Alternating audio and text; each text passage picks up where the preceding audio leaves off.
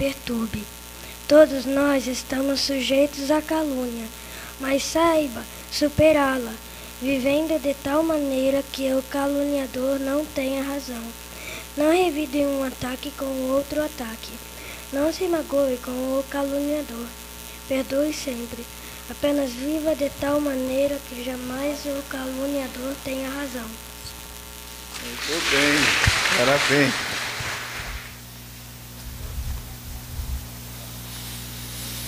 Boa noite a todos. Sejamos todos bem-vindos. E inicialmente nossa gratidão a Deus, a Jesus, pela oportunidade de aqui estarmos, aprendendo também um pouco mais do seu Evangelho, dos seus ensinos, que nos levarão devagarzinho, mais firmes, a nos aproximarmos de Deus. Agradecemos à direção da casa pela oportunidade a nós oferecida, ao coral e a vocês por emprestarem o ouvido e dividir conosco os ensinos da noite.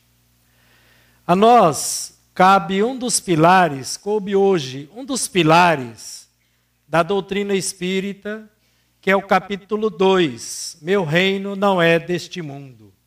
No nosso evangelho, os 4 primeiros capítulos dão o alicerce à nossa doutrina. O capítulo 1, que fala, não vim destruir a lei. O que Jesus quis dizer, não veio destruir a lei de Moisés. O capítulo 2, um capítulo fantástico, base também da nossa doutrina. Meu reino não é deste mundo. O capítulo 3, complementando, há muitas moradas na casa do Pai. E o capítulo 4, ninguém poderá ver o reino de Deus se não nascer de novo. Então este é um dos alicerces de nossa doutrina. A gente vai fazer uma volta no tempo para entender exatamente o que Jesus quis dizer àquela época, quando trabalhou e trouxe esse, que é o nosso capítulo 2 do Evangelho. E ao fazer esse voltar à história, voltamos até a época de Jesus e continuamos voltando para entender bem o que Jesus quis dizer. E a gente vai lá atrás encontrar Moisés. Moisés foi criado como um príncipe. E como um príncipe conhecia todas as coisas da época.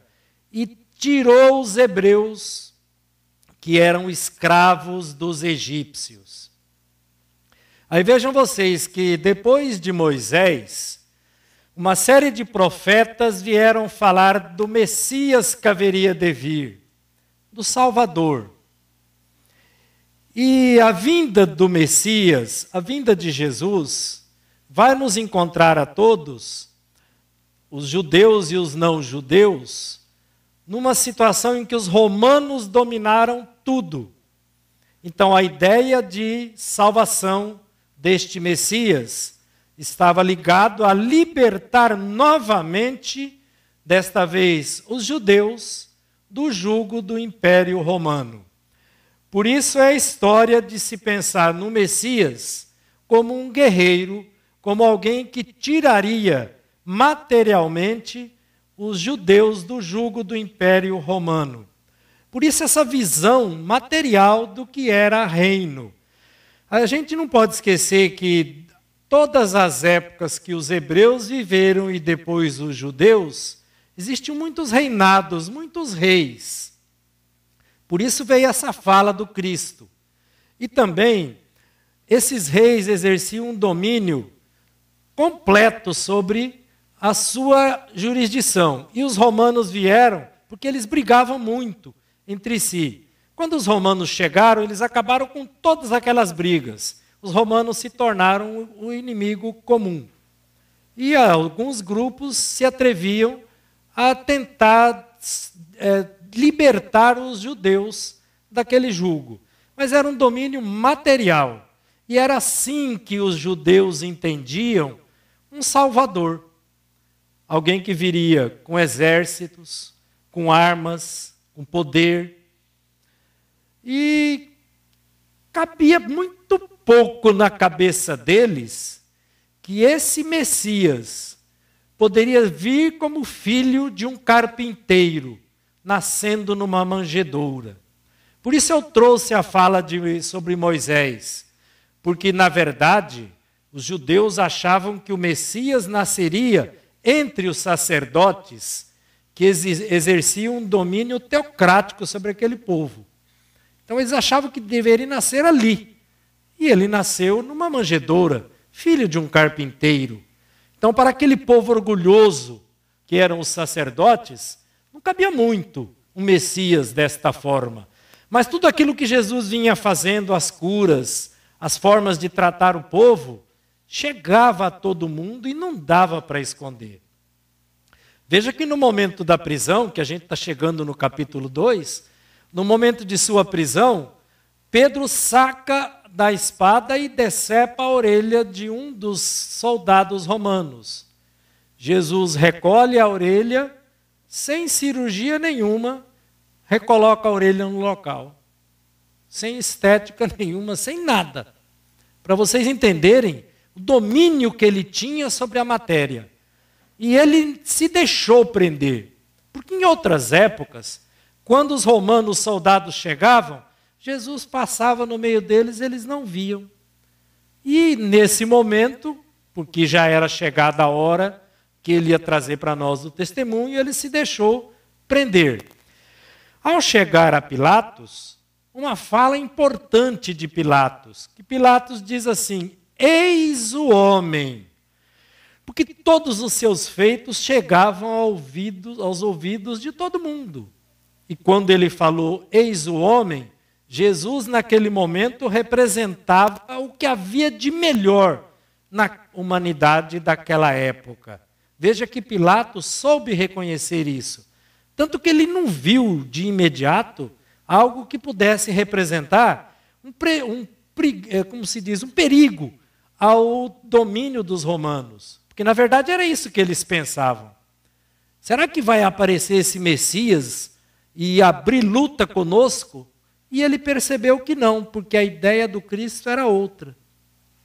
Por isso, quando ele argue Jesus e pergunta sobre as acusações que a ele eram feitas, diz para ele, és rei dos judeus? Veja, porque aquele povo tinha na cabeça a história de reinado. Tinha que ter um rei. Então, és rei dos judeus? O que responde Jesus para ele sobre essas falsas acusações de perverter as doutrinas, de perverter os ensinos, que na verdade eram os ensinos de Moisés, que estava tão arraigado ao conhecimento daquele povo? E aí, Jesus dizia para ele assim, quando foi colocado para ele sobre as falsas acusações, és rei dos judeus? Jesus diz, não, meu reino não é deste mundo. E aquilo sossega Pilatos. Mas como ele tinha que trazer alguma coisa para satisfazer os sacerdotes, ele começou a analisar aquelas que seriam as acusações falsas sobre Jesus, de perverter a ordem, de tentar conturbar o ambiente. E aí ele volta e torna a dizer a Jesus, és, pois, rei? E Jesus diz para ele, tu o dizes, meu reino não é deste mundo. E uma palavra que eu separei, porque, em princípio, às vezes a gente não nota. Por muitas vezes que a gente fez esta fala, dizia assim, meu reino não é deste mundo. Mas tem uma palavrinha importante entre esta primeira fala e esta outra. Meu reino ainda não é deste mundo. Ao frisar o ainda, ele estava Jesus deixando bem claro que não era aquele mundo de poder, de dinheiro, de falsidade, de egoísmo, de orgulho, de vaidades. Não era aquele mundo terreno que seria o reino que ele tentava implantar àquele momento. Até a gente conhece que daquela fala existe assim, que o reino de Deus está dentro de nós. O que é que Jesus realmente almejou?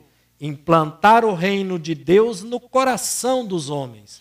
Começando a tentar implantar o reino de Deus entre os seus apóstolos e entre o povo daquela época, no coração desse povo.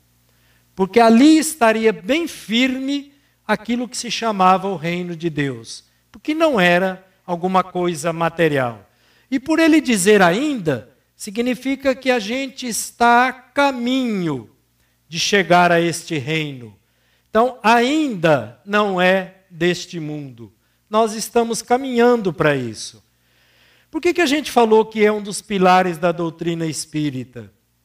Porque se ainda não é deste mundo e nós vivemos depois disso séculos e séculos, ele está falando de reencarnação, ele está falando de imortalidade da alma. Imortalidade da alma, que é um tema que todas as doutrinas religiosas assumem, cada uma do seu jeito, mas assumem. Mas está implícita aí a imortalidade da alma. E observe que Jesus coloca assim, vejam vocês que se um rei tivesse sido preso, o que aconteceria com aquele povo que ele reinava?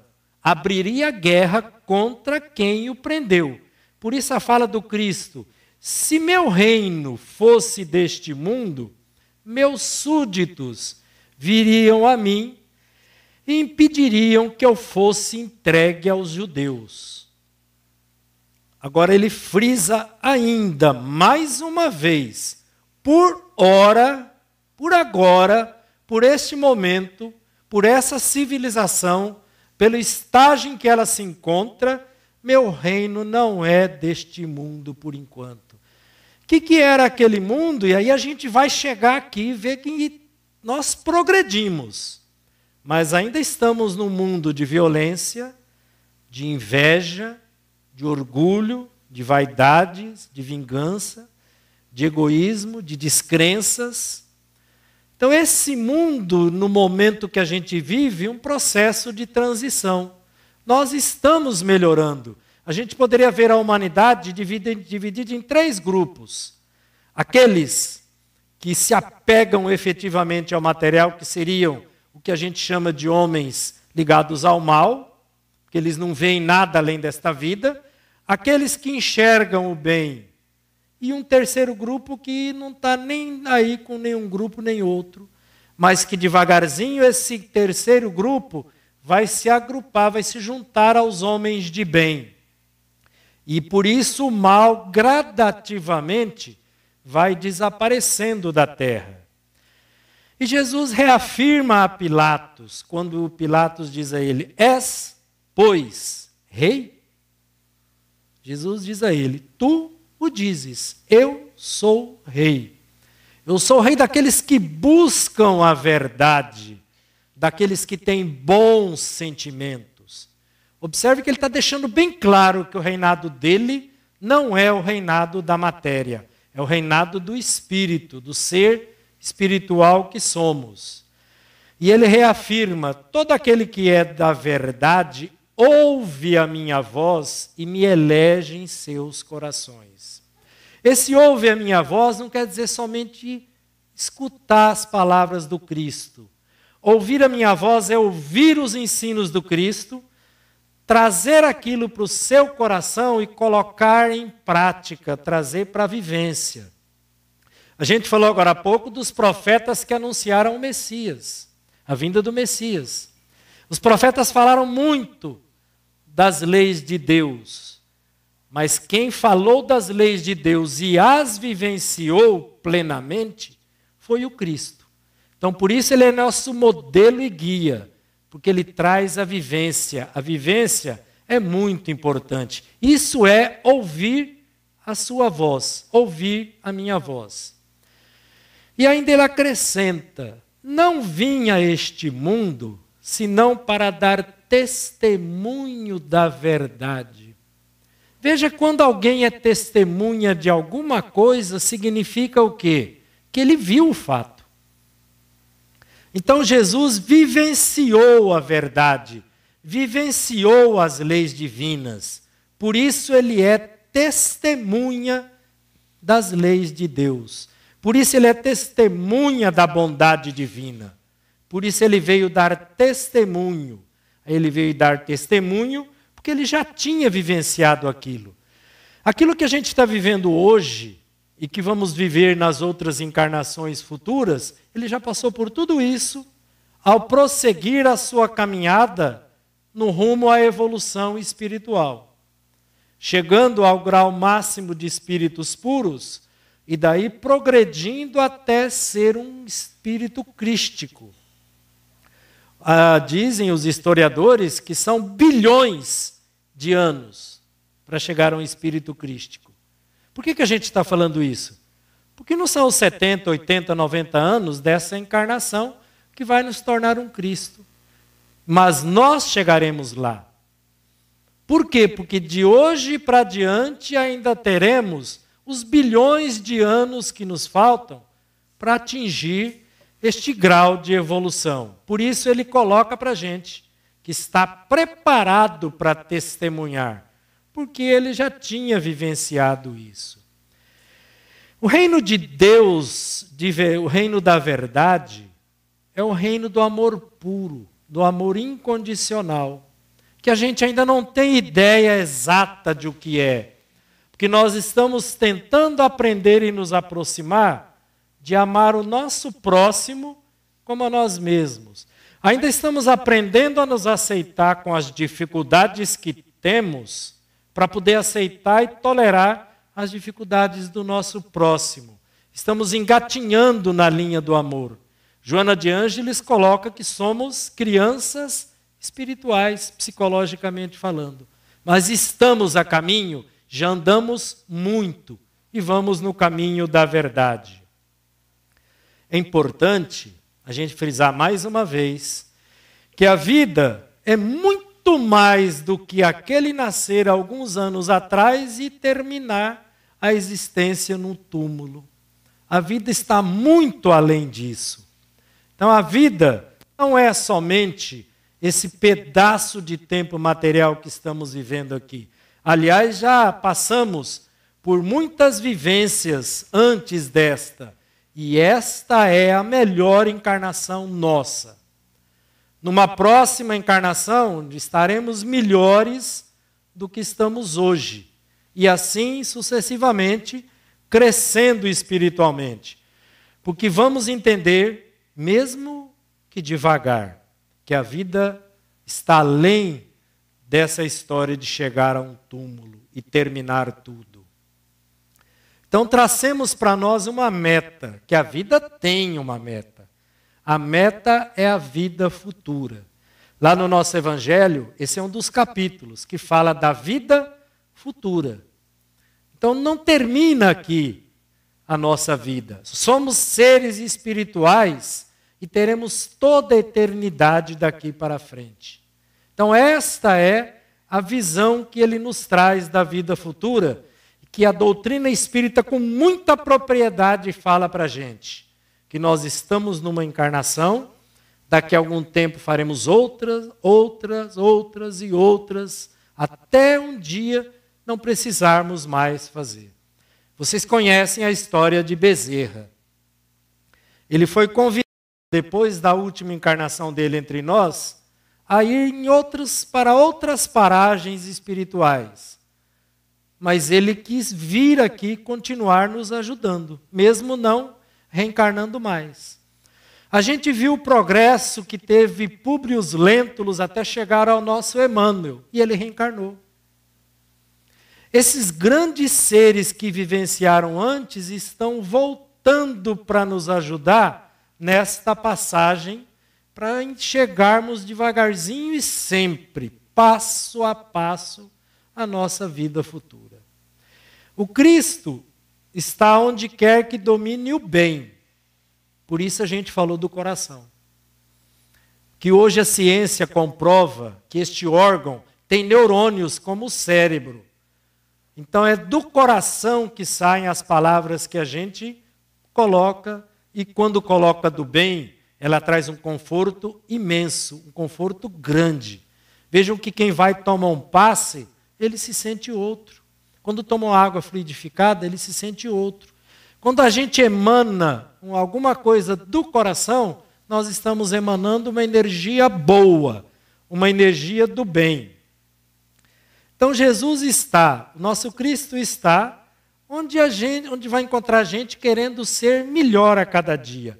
Dia após dia, momento após momento. O que o nosso Evangelho fala sobre a vida futura é falar sobre a vida espiritual. Então nós terminamos o nosso período de encarnação, e eu espero que ainda demore um bocado mais, mas vamos ao desencarnar, continuarmos sendo os seres espirituais que somos. Não vai ser mais o Edgar, mas vai ser o ser espiritual que encarna esse corpo, como encarna o corpo de cada um. Nós somos espíritos imortais. Veja a imortalidade da alma aí.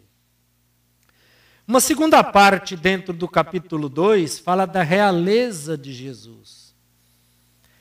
Lembra Pilatos? És, pois, rei. De fato ele era rei, ele é rei. Ele é o nosso governador, mas não um rei no sentido que Pilatos entendia. Porque a realeza de Jesus é realeza moral. É aquela de quem procura fazer para o outro todo o bem que ele gostaria que fosse feito a ele. Aquele que procura ser hoje melhor do que ontem e ser amanhã melhor do que foi hoje. Então nós estamos dia após dia, momento após momento, caminhando na direção do Cristo e entendendo a sua realeza. Foi com razão que Jesus disse a Pilatos: eu sou o rei. Tu dizes, ainda não deste mundo. Mas a gente está caminhando, já andamos 2000 anos quase desde aquela época. E vamos continuar ainda por milênios. A vida futura é a vida real, é a vida espiritual. A gente vive uma encarnação, termina esse momento, voltamos à vida espiritual. Daí há uns tempos uma outra encarnação, termina essa, voltamos à vida espiritual. E assim vamos progredindo dia após dia, momento após momento, encarnação após encarnação. Eis que a reencarnação é uma lei da natureza, não é nenhuma aberração, nenhuma invenção que a doutrina trouxe para a gente. Aí reafirmando a fala de Jesus. Todo aquele que é da verdade, que é a verdade, são as leis divinas. Todo aquele que procura entender e trabalhar em si com os outros a lei divina, ouve a minha voz e coloca em prática. Esse ouvir é escutar e colocar em prática. Então o Cristo está onde quer que domine o amor do bem. Por isso que a vida é muito mais do que essa pequena vivência do berço até o túmulo. Mais uma vez, isso é mania de professor, a gente fica repetindo. Não por vocês entenderem, para a gente entender também. Porque se eu estivesse entendendo bem tudo isso, não precisava repetir diversas vezes a mesma fala. A gente é colocado num momento de exposição que é para isso ir para dentro. Você vai falar tantas vezes que até um dia você aprende. Então, o que é ouvir a voz do Cristo? É compreender e aceitar. Aceitar seus ensinos. Porque aí a gente encontrará as bem-aventuranças do Cristo. Por isso, quando a gente estuda na nossa doutrina as bem-aventuranças, a gente coloca que bem-aventurado é aquele que é feliz. E ao ouvir e tentar colocar em prática os ensinos do Cristo, nós chegaremos à plena felicidade, momento a momento. E como a gente falou agora há pouco no mundo de transição, fica parecendo assim, que a felicidade é só depois. Que esse mundo dos felizes é só para depois. Mas a gente teve um Francisco de Assis, que viveu exatamente aquilo que o Cristo falava. Aquilo que era da matéria não importava a ele. Madre Teresa de Calcutá, irmã Dulce, o nosso Chico Xavier. Chico Xavier ganhou uma fazenda e doou para que se construísse ali uma casa de assistência às crianças. Aquilo que era da matéria não era muito importante para ele. É claro que a gente trabalha para ter um conforto, para ter uma casa boa. Isso daí não está errado. O erro está em eu trabalhar efetivamente e somente para ter as coisas, esquecendo do ser espiritual que somos. E não nos esqueçamos que às vezes a gente para pensar e fala, puxa, acho que eu não consegui nessa encarnação trabalhar tudo aquilo que eu tracei. Mas Deus, a extrema bondade de Jesus, nos mostrou isso. Então Ele sempre nos dá novas oportunidades para trabalharmos as virtudes, para aprendermos a paciência, a tolerância, a indulgência, a benevolência, o perdão, as virtudes da caridade. As virtudes que tornam o nosso coração o coração de um homem de bem. As virtudes que vão nos permitir caminhar e seguir os passos do Cristo em direção a Deus. Pela vivência, não pela fala. Agradeço muito meu querido amigo Bazan, falando da nossa fala, mas já pensaram se a minha fala é somente uma fala? Vamos imaginar até que ela fosse uma fala bonita. Mas o que é a minha vivência? Então nós precisamos ter uma preocupação importante com a vivência. É trabalhar as virtudes em nós e no outro. Isso significa o despertar da nossa consciência para o ser espiritual que somos, sendo melhores a cada dia, esperando, não em berço esplêndido, mas esperando com certeza que nós teremos uma recompensa na vida espiritual. Como que isso vai acontecer? Quando cada um de nós procura corrigir os seus defeitos, porque todos temos erros, todos cometemos, todos passamos por dificuldades. Corrigir nossos vícios. Falei agora há pouco de Francisco de Assis. Onde houver ódio, em mim, ele dizia, Senhor, fazei de mim. Onde houver ódio, que eu consiga transformar em amor. Então não ele estava falando do outro, ele estava falando dele. Por isso a gente trabalha em nós, corrigindo nossos erros, defeitos, transformando em virtudes. Como realmente isso acontece? Nas conquistas que temos no dia a dia. Quando nos conscientizamos que vamos praticar o bem, não porque a gente assistiu no filme do Nosso Lar aquela história do umbral e falar assim, eu não quero passar pelo umbral, então eu vou praticar o bem. Eu estou querendo fazer um negócio com Deus. Não se negocia com Deus. Nós vamos trabalhar a prática do bem pelo prazer de fazer o bem. Não porque eu espero alguma coisa. Mas é claro que daquilo que eu planto, daquilo mesmo eu hei de colher. A doutrina espírita vem mostrar que o reino de Deus é para todos. E como a nossa doutrina veio reviver os ensinos do Cristo, lembra quando ele disse, das ovelhas que o Pai me confiou, conheço todas, e nenhuma delas se perderá. Então o reino de Deus é para todos, alguns mais rapidamente que outros. E ainda assim, essa vivência nossa na Terra nos leva a enxergar através daquilo que o Cristo trouxe, que não é o dinheiro, o poder que nos torna grandes. Porque às vezes aquilo que eu acho que é um pequeno nessa vida na Terra, é um grande na vida espiritual.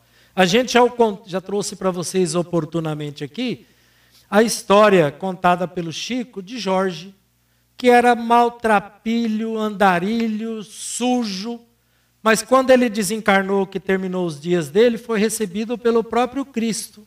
Por quê? Porque não é a forma pela qual a gente se apresenta, é o que nós temos dentro do nosso ser, do nosso coração.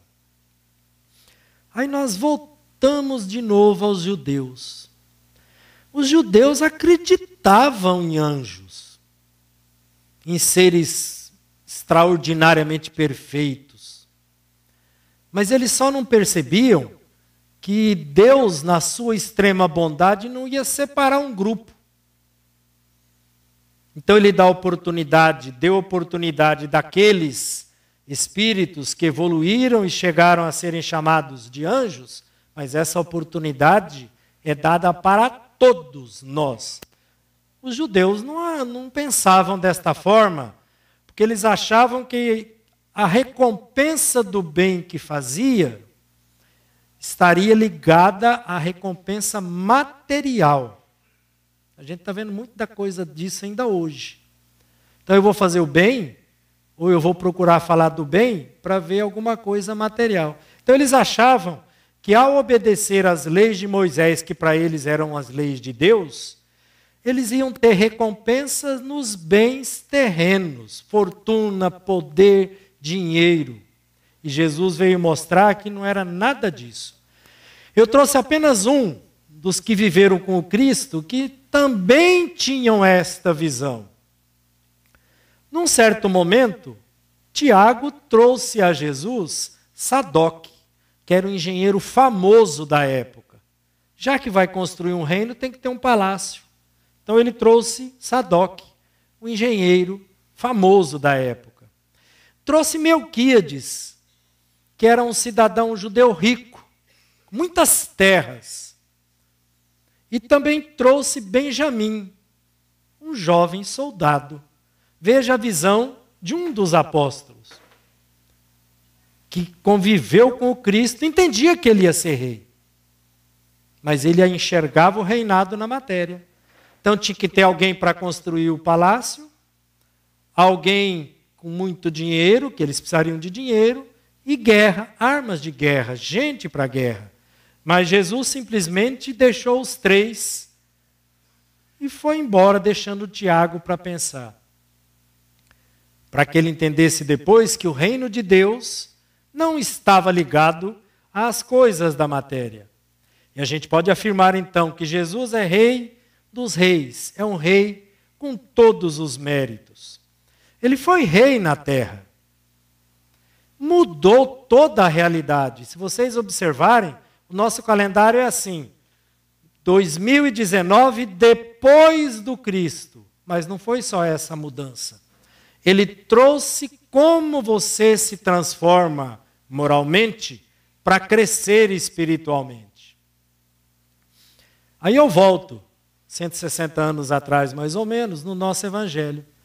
O testemunho de uma pessoa que foi rainha na terra.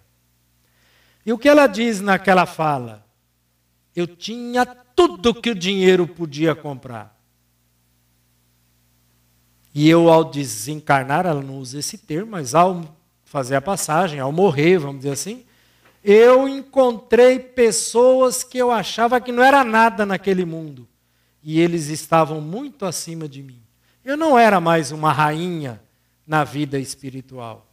Então, ser rainha na terra é uma coisa que tem validade. Então, a realeza terrestre tem prazo de validade.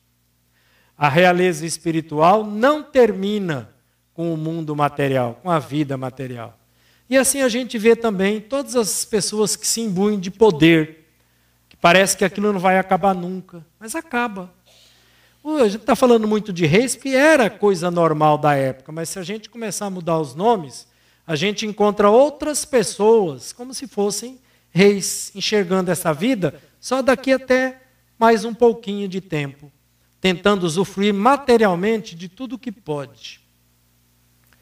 Aí agora há pouco a gente falou da transição planetária, que estamos vivendo num mundo de expiações e provas. Este milênio extingue as expiações. Quando vivenciarmos o próximo milênio, ainda estaremos trabalhando as provas, mas as dores das expiações desaparecem, somente as provas, que é como uma escola em que você aprende uma lição e vai trazer o resultado desta lição através de uma prova. Na transição planetária, a gente poderia dizer que hoje o mal predomina, por quê? Porque aquele que é do bem não se envolve muito, mas num futuro mais próximo, o mal, que é aquilo que a gente chama de mal, vai desaparecer do coração do homem, de todos. É somente daquele grupo que é do bem. Todos terão oportunidade de caminhar na direção do bem. Então vamos repetir mais uma vez. A realeza do Cristo é moral. A realeza do Cristo não é material. Por ser moral, ela está muito além da morte do corpo, muito além do que a gente chama de morte. O reino de Deus, que é aquilo que o Cristo falou para nós, requer simplicidade de coração, pureza de sentimentos, humildade de espírito. Então, o reino de Deus requer simplicidade de coração, um coração puro. Então, lembra lá nas bem-aventuranças, fala dos puros. Simplicidade, humildade de espírito, bem-aventurados os pobres em espírito, porque eles herdarão a terra. Então, através da humildade, eu começo a trabalhar todas as virtudes. E aí eu trago aquela moral do Cristo para a nossa doutrina. A nossa doutrina, a nossa moral religiosa requer pureza de coração, já que estamos trazendo o Cristo de volta. A nossa moral religiosa requer humildade, requer simplicidade, requer a luta contra os vícios, contra as maldades, contra as maledicências, quanto aquelas coisas que ainda não consideramos boas em nós, mas os vícios que transformaremos em virtudes. E como isso vai ser feito? A partir do momento em que o meu pensar, o meu sentir, o meu falar e o meu agir caminhem todos na mesma direção. Porque hoje nós temos muito de falar uma coisa e sentir outra. Ou de pensar uma coisa e dizer outra. No instante em que eu ordenar esses elementos, essas energias, o pensar, o sentir, o falar e o agir, numa mesma direção, no mesmo sentido que é o sentido do Cristo, nós estaremos caminhando na nossa moral religiosa, estaremos caminhando para mais próximo de Deus. Isso quer dizer o quê? Que a importância dos bens terrenos é relativa. E eu uso uma linguagem matemática. Ela é razão inversa da fé na vida futura. O que quer dizer isso? Quanto mais eu tenho fé na vida futura, menos eu me preocupo com as coisas da matéria. Quanto menos eu tenho fé na vida futura, mais eu me preocupo com as coisas da matéria. Então, quanto mais eu enxergo a vida futura, mais eu procuro trazer o Cristo que há em mim para fora, para encontrar com o Cristo real, que veio e que continua conosco. E que diz para a gente: conhecereis a verdade e a verdade vos libertará. E somos todos aprendizes. Lembra quando aquele cidadão jovem chegou a ele e falava: bom mestre? Ele falava: por que me chamais bom? Bom é o Pai, mas mestre eu sou. Se ele é mestre, significa que nós somos aprendizes. E qual é a importância de sermos aprendizes? Que podemos cometer erros e aprender com eles. Aprendemos com aquilo que dá certo e aprendemos com os erros também, procurando não cometê-los novamente. De forma alguma eu deixaria de trazer o nosso Chico, uma fala interessante dele. A gente não pode voltar lá atrás e fazer um novo começo. Mas nós podemos hoje começar a fazer um novo final, um novo fim. Ou seja, não posso mudar aquilo que eu fui, os erros que eu cometi, mas eu posso começar a aprender com esses erros e me tornar cada dia um ser melhor. Então a gente pode começar agora e fazer um novo fim. Para isso, como somos seres imortais, nós temos todo o tempo do mundo. Nós temos toda a eternidade. Por isso a gente não pode ignorar os ensinos do Cristo e nem do nosso Evangelho, que é a nossa boa nova. Vamos recomeçar agora nos pontos que a gente cometeu erro e construir a nossa felicidade no futuro. Não vamos esperar para adiante. Eu tenho muitas encarnações, na próxima eu me recupero. Não, vamos tentar fazer o melhor que a gente possa fazer, mesmo que seja pequenino. Lembra que o Cristo falou do grão de mostarda? Porque às vezes eu só posso fazer uma coisa pequenininha. Mas aquela sementinha que é um grão de mostarda dá origem a uma árvore imensa. Então, a sementinha, uma pequena coisa hoje, uma pequena coisa amanhã, e devagarzinho a gente vai perceber que estamos construindo a nossa felicidade ao lado de Jesus. Porque Ele nunca vai nos abandonar. Ele nunca vai deixar a gente para trás.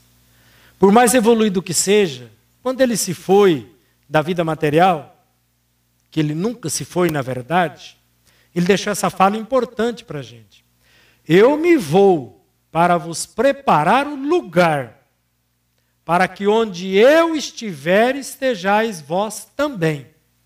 Então Ele colocou bem claro, eu estou indo, gente, mas eu vou ajeitar o lugar para vocês. O que Ele está dizendo? Que esse elo que a gente tem com o Cristo jamais vai se romper. Nós estaremos crescendo espiritualmente, um dia seremos um Cristo e estaremos ligados a esse nosso governador, a esse mestre amado que é o mestre de todos os mestres. Muita paz a todos, muito obrigado a todos mais uma vez pela oportunidade. Que Jesus os abençoe, os ilumine e os tenha sobre a sua guarda. E Ele tem.